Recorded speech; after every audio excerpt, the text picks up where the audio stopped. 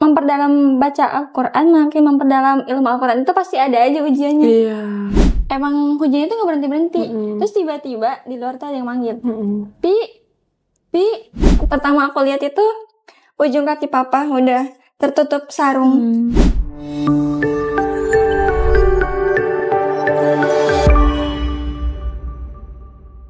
Assalamualaikum warahmatullahi wabarakatuh. Ahlan wa sahlan fi qanatina Maha Arabic. Maha Arabic takalam Arabiyah ka'annakal Arabi. Nah, kali ini teman-teman sedang berada di program yang namanya Kiswah, kisah inspiratif Maha Arabic, menelusuri kisah di balik cerita.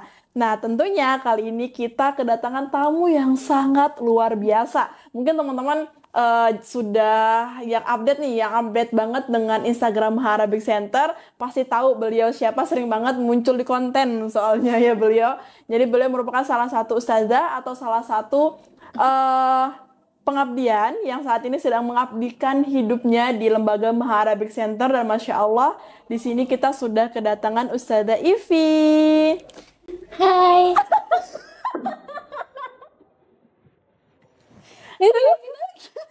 Apa santai aja, kita ngobrol santai. Ya, ini kan kelepasan ketawanya. Oh gitu, biasanya kalem ya. Oke. Tahan ya, Pi.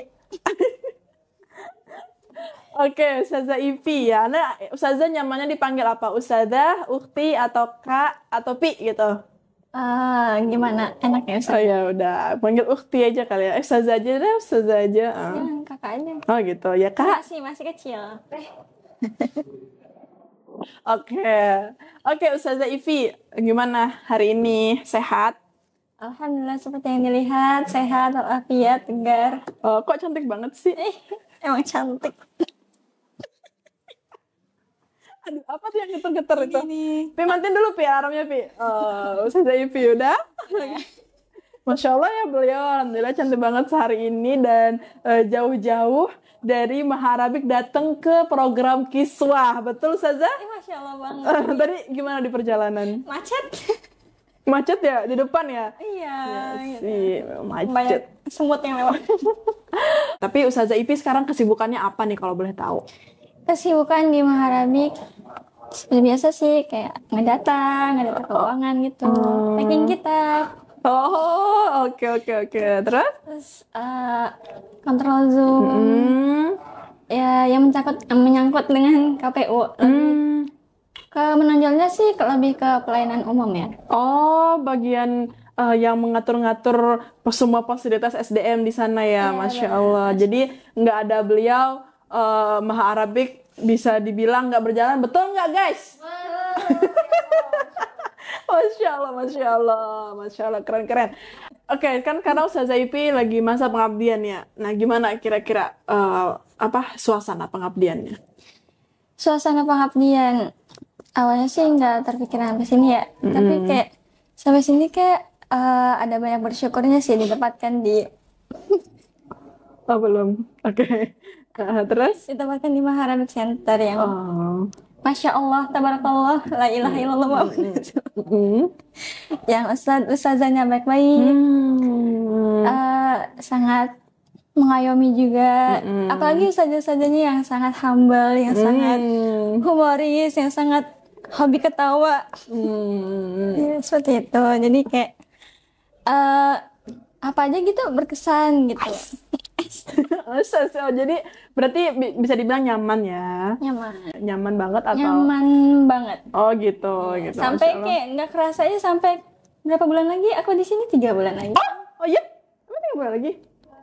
3-4 Agustus September. Wah, Masya Allah. Oke, berarti Ustazah sekarang berarti jadinya kesimpulannya di bagian KPU ya? Iya, betul. Keuangan berarti? Iya. Oh, iya. Tapi lebih fokusnya ke pelayanan umum, karena keuangan tuh lebih fokusnya ke atasan anak. Oh gitu. Siapa tuh? Oke, berarti tapi sebelumnya Ustazah emang ada basic di keuangan atau baru belajar banget nih di sini nih gitu? Sebenarnya aku kan pas dari SMA kan IPS ya, jadi ada akuntansi, ekonomi, seperti itu. Jadi kayak emang dari dulu juga suka angka sih, suka matematika. Terus emang pernah pas di komplek itu aku ada organisasi pemuda. Oh, Di oke situ oke. aku diamanahkan menjadi bendahara. Oh. Iya. Jadi di situ sih pengalaman aku. Ya, Oh, berarti Excel tuh udah ini ya, udah jago lah ya. ya nggak terlalu jago sih. Oh gitu. Tapi Ustazah kan kalau kita ngebahas keuangan nih, pasti keuangan itu kan ada yang sangkut pautnya dengan bisnis kayak gitu-gitu kan. Kira-kira Ustazah emang ada fokus ke bisnis nggak? Atau mungkin ada rencana mungkin nih di dunia bisnis gitu kan. Biasanya kan anak-anak manajemen tuh otak-otak bisnis ya gitu. Itu Ustazah ada nggak kayak gitu? Ada banget. Oh gitu. Ya, dari dulu aku tuh pengen banget punya bisnis gitu. Kan aku tuh suka gambar kan dulu kan. Tapi karena emang dulu tuh nggak ada support, nggak didukung lah sama orang tua gitu. Aku tuh dulu suka ngedesain baju gitu, pengen banget punya butik. Oh. Tuh, jadi sekarang aku pengen banget buka bisnis, walaupun bukan butik dari yang aku buat gitu. Awal-awal aku pengen banget jual seperti fashion gitu. Iya. Nggak didukung maksudnya kayak gimana? Eh, Nggak diizinin gitu Iya, ya? nggak diizinin. Terus setiap aku gambar kayak baju seperti itu, aku tunjukin ke orang tua, nggak ada respon sama sekali. Oh gitu, dikacangin lah ya. Dianggurin. Oh ya. Oke. Oh berarti emang ada basic di bagian-bagian itu.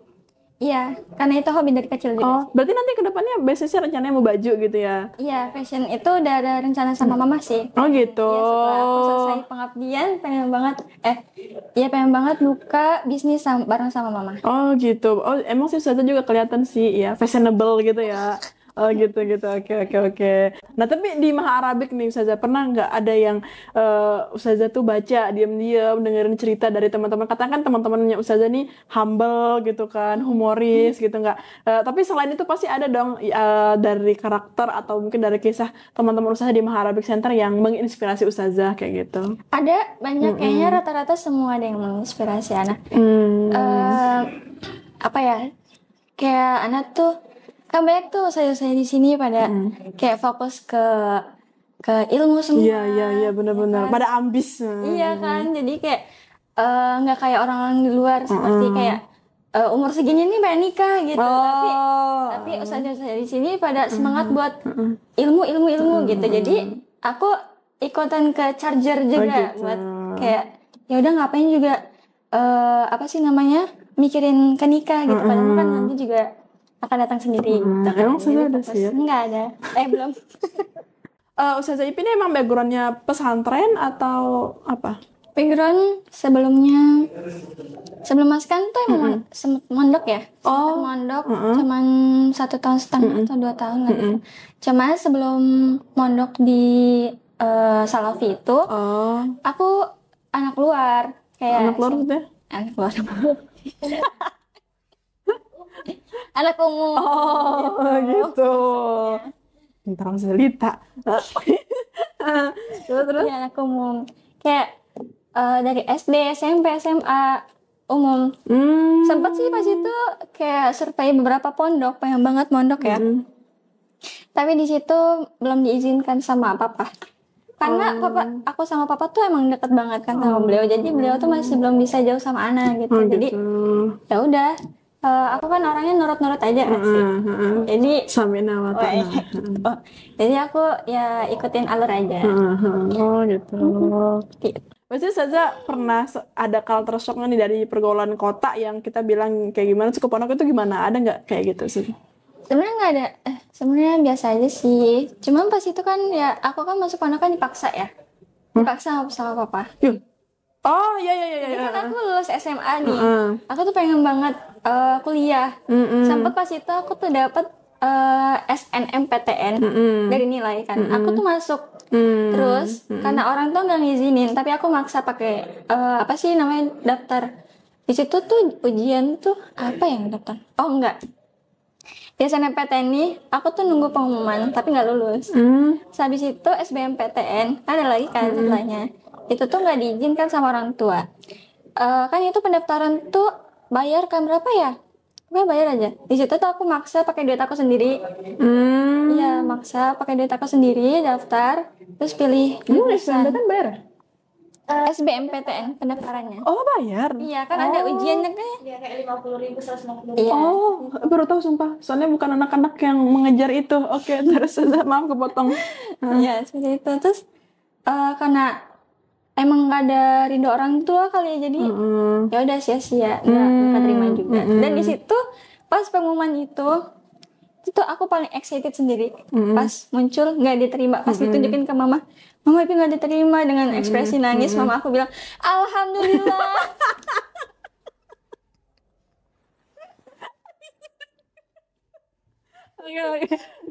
Oke, gagalmu adalah kebahagiaanku ya. Nah, terus. Mama maksa buat daftar mandiri, tapi duitnya dari mana kan? Karena mandiri kan pendaftarannya juga gede kan biayanya.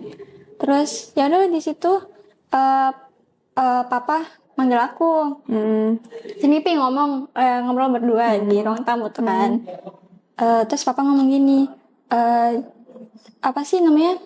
Jangan terlalu ambis ke kuliah ya. Untuk saat ini turutin dulu apa permintaan papa, biar papa nggak menyesal, katanya gitu. Kayak 1 tahun aja mondok gitu, mau nurutin permintaan papa. Soalnya kan pas kamu pengen banget mondok kemarin, papa nggak ngizinin. Yang pas SMA. Iya, terus kayak papa tuh ngerasa menyesal gitu. Jadi kayak di situ papa kayak mohon banget aku buat mondok. Jadi ya udah di situ aku yain, dan selang berapa hari ya? Kayak 3 hari gitu langsung dilariin ke pondok. Itu. Nah, sekarang Ustazah gimana? Kan sekarang kan awalnya kan pergaulan kota. Maksudnya yang kita tahu lah pergaulan dunia luar itu seperti apa. Terus tiba-tiba masuk pesantren. Itu gimana Ustazah? Ada nggak culture shock atau hal-hal yang buat Ustazah kaget gitu? Pas masuk pesantren. Di Mas kamu pas ya? Bukan. Oh, yang di Salaf. Sebelum, iya Salafi. Oh, iya, oke. Itu kan awal masuk tuh biasa aja ya, cuman pakai bajunya sih yang kaget kan. Pas awal masuk tuh ya aku masih pakai baju apa sih namanya, nggak panjang sampai selutut. Nggak usah digambarin saja. Intinya nggak syar'i lah ya. Nggak syar'i gitu. Ya udah, terus dalam apa sih namanya pergaulan juga ya beda. Iya, paham sih. Apalagi di pondok aku tuh tradisional gitu loh Ustazah. Jadi tahu sarungan. Iya, sarungan seperti itu. Terus masak juga masak sendiri. Jadi kayak benar-benar apa sih melatih aku buat kayak mandiri gitu. Oh gitu. Jadi Ustazah Ipi ini merupakan salah satu alumni Maskanul Hufaz juga gitu ya. Jadi setelah menghafalkan Al-Quran, barulah ngabdi ke sini gitu ya Ustazah. Kalau boleh tahu gimana nih pas perjuangan Ustazah menghafal Al-Quran gitu? Apakah udah biasa kayak easy gitu? Kalau pas di Maskan, karena emang sebelumnya udah menghafal Quran ya di pondok sebelumnya, itu awalnya sih kayak banyak nangisnya, karena ternyata nggak segampang itu loh ngafal Quran. Jadi kayak ngafal 1 halaman aja butuh effort gitu. Apalagi ada target ya. Iya, kan dimaskan kan harus sehari tuh minimal 5 halaman ya. Jadi kayak di situ benar-benar ini banget sih mentalnya, benar-benar harus ayo bisa gitu. Tapi karena emang fasilitas mahfaz kan emang terpenuhi ya, jadi kita kayak hanya fokus ke ngafal, jadi lumayan enjoy. Ustazah ini, aku tuh tadi udah baca kisahnya Ustazah juga kan gitu. Ustazah katanya ada nih momen yang mengharukan gitu Ustazah. Ayah hujan-hujan bawa Quran tuh gimana sih maksudnya, hujan-hujan kok bawa Quran gitu? Iya, jadi pas itu aku masih izin pulang ya. Terus habis itu pas udah balik ke pondok, ternyata ada barang aku yang ketinggalan. Quran yang ketinggalan. Terus di situ tuh ya udahlah, aku nggak ngubungin siapa-siapa juga, karena ada Quran simpanan juga di pondok kan. Jadi di situ posisinya lagi hujan gede, banjir juga. Terus pokoknya emang hujannya tuh nggak berhenti. Terus tiba-tiba di luar tuh ada yang manggil, Pi. Kaget kan, dikira siapa gitu. Pas keluar ternyata papa. Papa tuh pakai jas hujan, kresek hitam di kepala, terus celananya dikeatasin, terus kayak nggak pakai sendal. Di situ pokoknya kayak kaget, aku langsung lari. Kenapa, Pak? dikasih tuh Quran aku dibungkusin kresek biar nggak kena air, dikasih. Nih Qurannya ketinggalan. Nah, di situ kayak bener-bener perjuangan papa aku tuh emang dari dulu tuh emang nggak pernah berubah gitu. Effort ke aku tuh kayak bener-bener kayak effort banget gitu, kayak nggak ada di pria lain gitu. Kayak. Gitu. Oke, terus berarti itu yang ngebuat Ipi juga Al-Quran masih ada sampai sekarang Di rumah. di rumah. Kenapa nggak dibawa sampai sini biar semangat gitu merojaah? Kan di Mahfaz kan dikasih Quran kan. Oh iya, Quran khusus si As-Sohib Iya, ya. jadi kalau aku bawa takut nanti tergeletak nggak kepake. Oh gitu, oke. Ini ada satu kisah yang dari Ustazah Ipi yang mungkin relate buat kebanyakan orang sehingga kenapa dia ada di Maskan. Itu tuh aku mondok di sana itu dijanjikan untuk mondok 1 tahun aja. Karena emang aku tuh pengen banget terambisi banget pengen kuliah gitu kan. Kuliah tuh jurusan desainer. Terus kata papa setahun aja Pi kayak mondok gitu. Nanti setelah 1 tahun terserah kamu mau kuliah di mana, mau keinginan kamu tuh semua tercapai gitu katanya gitu. Terus kayak ya udahlah aku ya aja kan. Ternyata pas sudah 1 tahun di pondok itu ditawarkan tuh sama papa mau kuliah di mana. Sama mama juga mau kuliah di mana. Ayo udah buka pendaftaran nih katanya gitu kan. Tapi di situ aku udah nyaman sama pondok kan, kayak udah ngafal juz berapa gitu kan, kayak tanggung gitu kalau nggak sampai selesai. Terus ternyata di situ aku nggak iyain buat kuliah, buat lanjut di pondok. Terus aku udah selesai di hafal juz amma, tinggal wisuda. Pokoknya aku ngafal juz 2 itu kan udah selesai juz amma ya, udah tasmi gitu kan. Lanjut ke Quran gede. Pokoknya di juz 1 itu banyak banget godaannya. Oke, asik. Terus di juz 1 itu aku tuh banyak banget diuji. Karena kalau Quran tuh menurut aku sih sorry, ngapain dari belakang berarti ini? Iya, dari juz amma habis itu ke 1. Oke, terus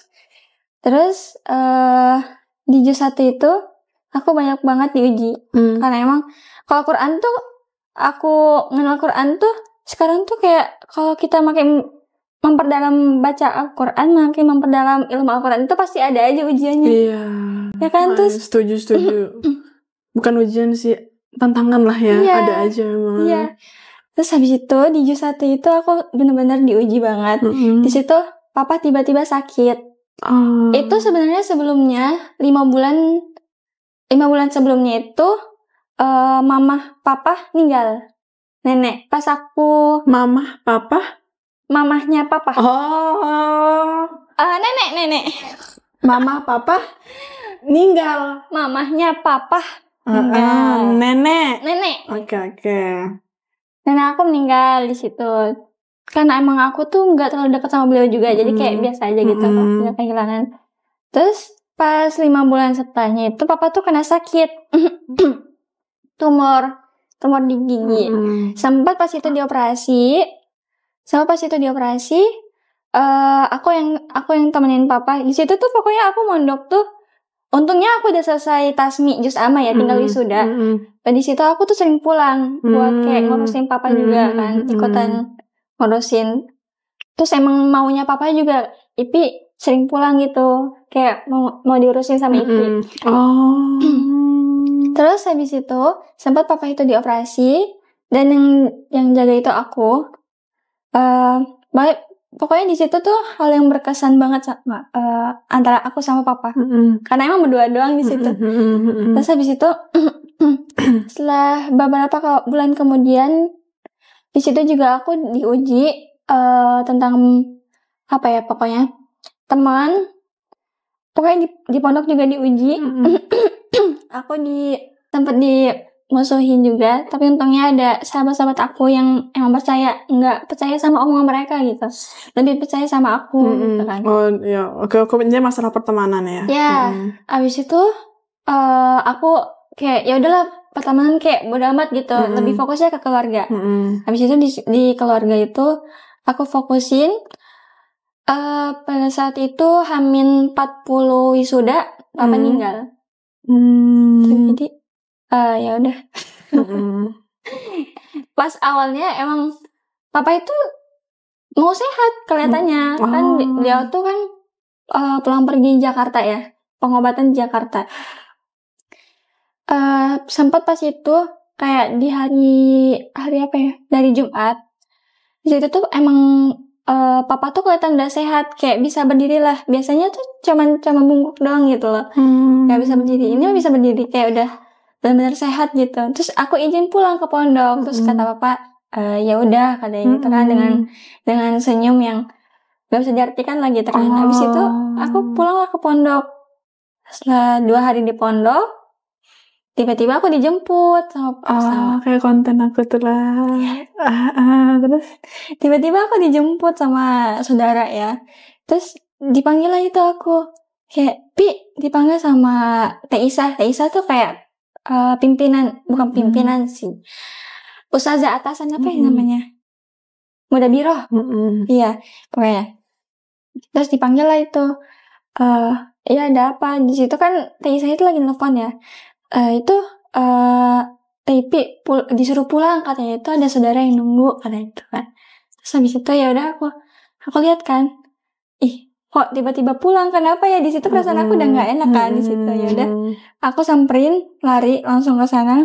Ternyata di situ lagi ngomong sama pimpinan pondok aku, kayak minta izin pulang. Habis itu kayak aku tanya lah, Kak kenapa, kata aku kan. Terus kata saudara aku, ayo Pi pulang, papa mau ke Jakarta katanya gitu kan. Ipi disuruh ikut katanya gitu. Kayak kata aku, hah, ke Jakarta malam-malam ngapain, kata aku kan. Terus katanya papa udah mau pengobatan lagi katanya di Jakarta, tapi Ipi harus ikut katanya gitu. Kok mendadak banget di situ tuh, kayak nggak disuruh apa-apa tuh aku tiba-tiba nangis banget di situ. Kayak udah pikirannya tuh kemana-mana, tapi aku nggak mau ngeladenin pikiran aku yang jelek ini kan. Kayak soalnya itu tuh hal yang pengen aku hindari gitu. Terus waktu itu ya udahlah aku pulang. Ternyata teman aku tuh udah masukin baju-baju aku ke tas gitu. Kayak ini Pi tinggal berangkat aja, udah langsung pulang aja katanya gitu kan. Ya udah pulang. Di situ aku kayak di mobil tuh nanya aja dengan Tinti, kayak papa kenapa sih, papa kenapa? Nggak apa-apa, papa sehat, cuman mau ke Jakarta aja, Ipa harus ikut katanya gitu. Soalnya di situ saudara aku tuh ngobrol, mereka tuh ngobrol terus ketawa-ketawa, kayak nggak ada, seolah-olah kayak nggak ada apa-apa gitu loh. Mereka tuh emang hobi banget acting. Terus habis itu sesampainya di rumah, itu udah jam 11 malam kan, rame banget orang. Kan rumah aku tuh belokan gitu. Nah aku tuh masih berhenti di sini. Terus kata aku, kok rame sih, kata aku kan. Kenapa? Ada apa, kata aku. Nggak ada apa-apa, itu tetangga pengajian katanya. Terus tapi nggak bohong kan, kata aku. Enggak bohong.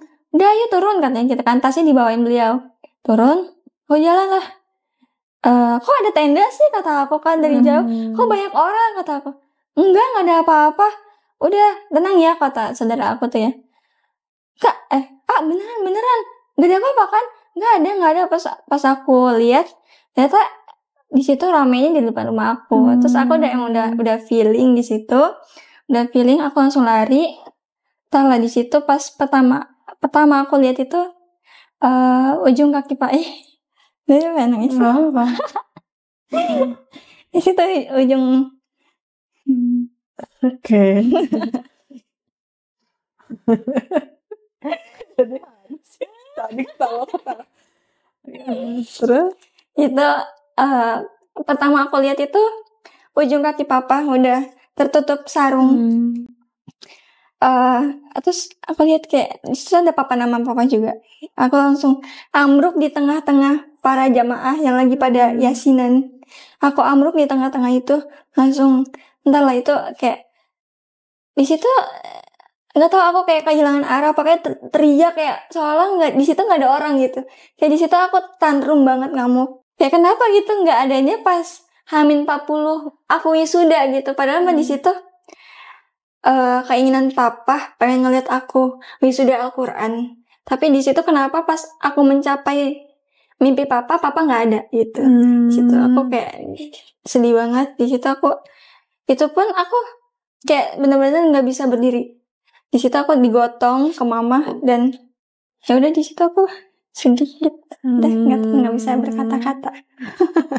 Seandainya nih gitu, seandainya papa nonton video ini, apa yang Happy mau ucapkan ke papa? Kayak makasih udah selalu ada buat Ipi selama papa hidup, selalu selalu menjadikan Ipi nomor 1, selalu mewujudkan keinginan Ipi, dan sekarang Ipi lagi berjuang buat mewujudkan impian papa. Papa Ipi kangen banget. Itu yang bilang kayak pengen